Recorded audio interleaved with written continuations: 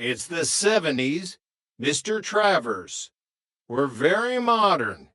We share everything: chores, expenses, the occasional existential crisis. The loan was almost his. He could see the check. But then came the question of his father's income. My father earns $6,000 a year, Jack said. Travers sighed, pulling the check away.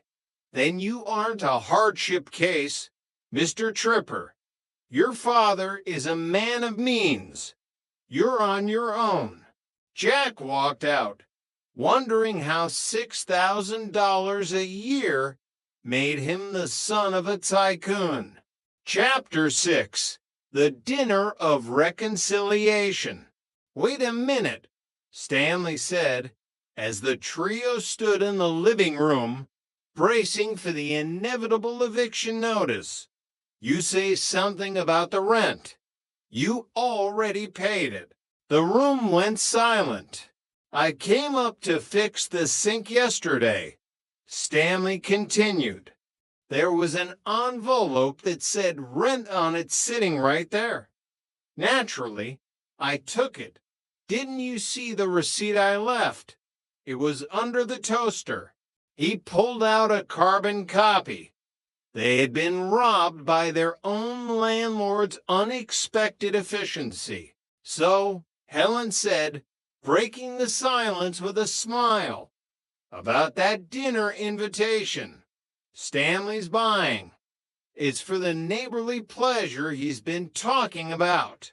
My idea, Stanley grumbled. My money. As the trio followed the Ropers down to the local diner, Jack looked back at the apartment. It was a place of madness, of constant lies, of slamming doors and misunderstood glances. But as the sun finally set over the Santa Monica Pier, he knew there was no other place he'd rather be. Come and knock on our door, Jack hummed to himself as they stepped into the cool night air. What was that? Jonna asked, glancing at him. Nothing. Jack smiled, feeling the weight of the world lift. Just a feeling that as long as we're together, we're company enough. Chapter 7. The Shag Carpet Struggle. The high of the reconciliation dinner wore off quickly when faced with the harsh reality of home improvement. The couch, a beastly piece of furniture that Jonna had inherited from an aunt who clearly hated comfort, was currently in pieces in the center of the living room. If you hit one more nail that isn't your own, I'm calling a priest, Jack grumbled, nursing a bruised thumb. He was kneeling on the avocado green shag carpet, surrounded by upholstery tacks and frustration. We agreed to do this, Jack, Jonna said, her voice strained as she pulled a heavy spring tight. It's about making this place a home. A man of your stature should be able to handle a simple sofa repair. Jack sighed, grabbing a handful of tacks and stuffing them into his mouth, a technique he'd seen a professional use once. A half-eye under Conroll, he muffled. Don't swallow those. Chrissy shrieked from the kitchen. The last thing we need is for you to be a human pincushion. The repair was going poorly. The fabric was too short, the springs were too strong, and Jack's patience was non-existent. Just as he was about to hammer the final tack into place, the doorbell rang. It was the frantic, staccato ring of someone who had either won the lottery or was being chased by a swarm of bees. It was Larry. Jack, buddy, Tell me you've got a beer and 5 minutes to hear about the greatest opportunity of our lives, Larry said, barging in before Jack could even swallow the tacks, which he did. Thankfully, with a glass of water Jean shoved into his hand. No opportunities, Larry, Jack choked out. I'm busy building a death trap.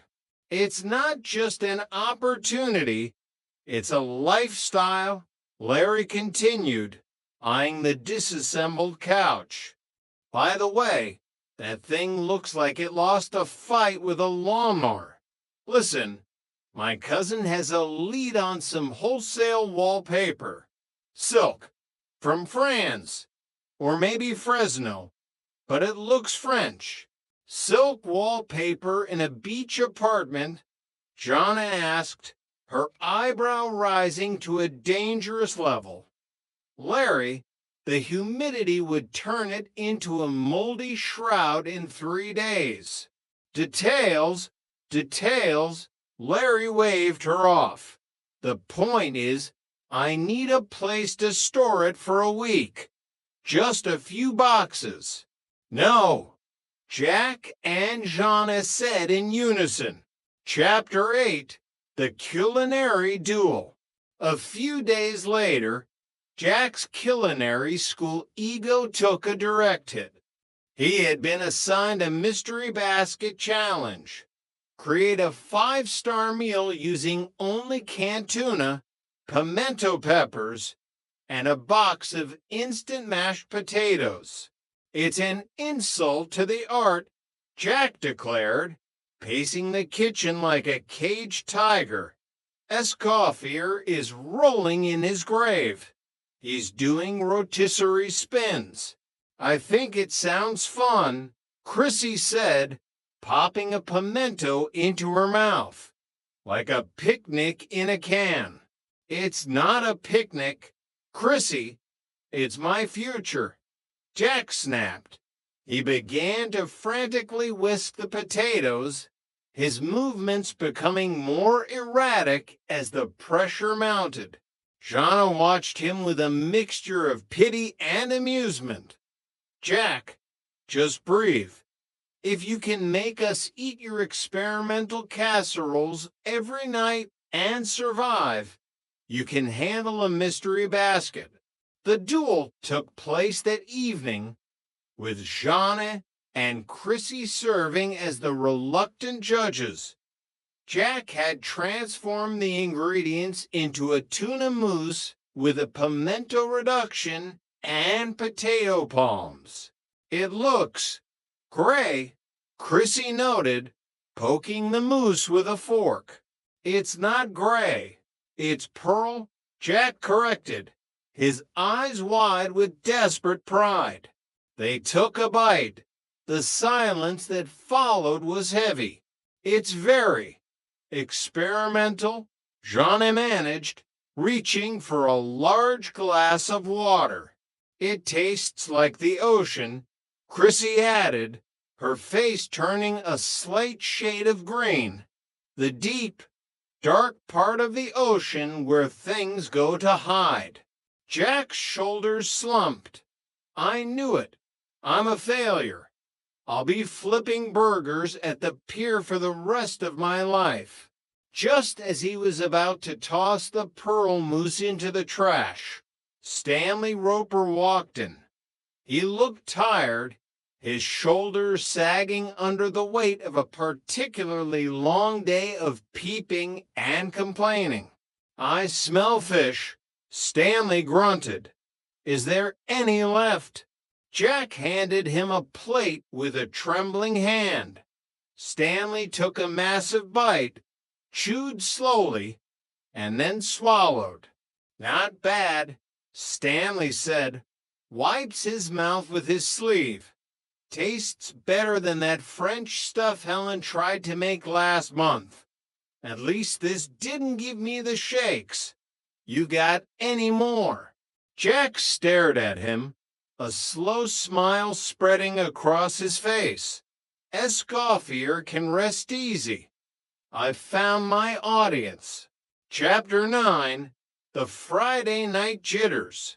Friday nights at the apartment were usually a flurry of activity. Shauna was preparing for a date with a sensitive poet she'd met at the flower shop.